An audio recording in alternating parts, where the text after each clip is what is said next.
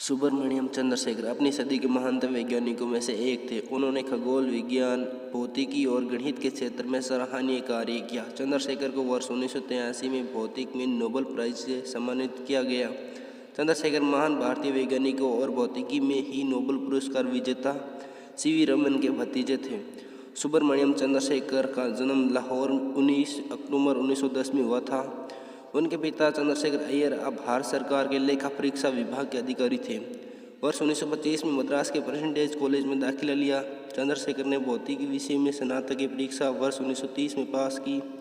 जुलाई 1930 में उन्हें भारत सरकार की ओर से यूके स्थित कैम्ब्रिज यूनिवर्सिटी पढ़ाई के लिए छात्रवृत्ति मिली। उन्होंने अपनी पीएचडी वर्ष 1933 में ही पूरी कर ली थी।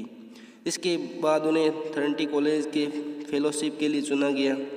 इस फेलोशिप की अवधि 1933 से 1937 थी। वर्ष 1936 में वे कुछ समय के लिए हार्वर्ड यूनिवर्सिटी के दौरे पर गए थे, जब उन्होंने शिकागो विश्वविद्यालय में एक रिसर्च एसोसिएट के पद की पेशकश की, जैसी उन्हें स्वीकार कर लिया।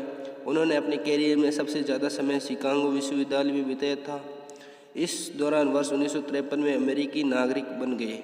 खगोल विज्ञान के क्षेत्र में उनकी सबसे बड़ी सफलता उनके द्वारा प्रतिपादित चंद्रशेखर लिमिट नामक सिद्धांत से हुई।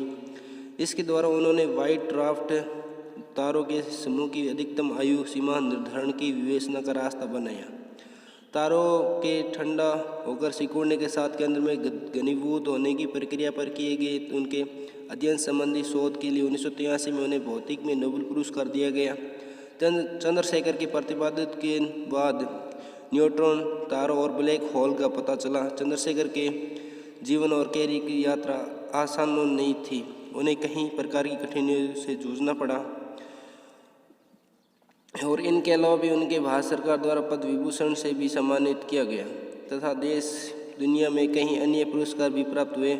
21 अगस्त 1995 में हृदयाघात से 84 वर्ष की आयु में शिकागो में उनका निधन हो गया। चंद्रशेखर के कोई संतान नहीं थी और उनके बाद उनकी पत्नी ललिता का निधन 102 वर्ष की उम्र में सितंबर 2013 में निधन हुआ था।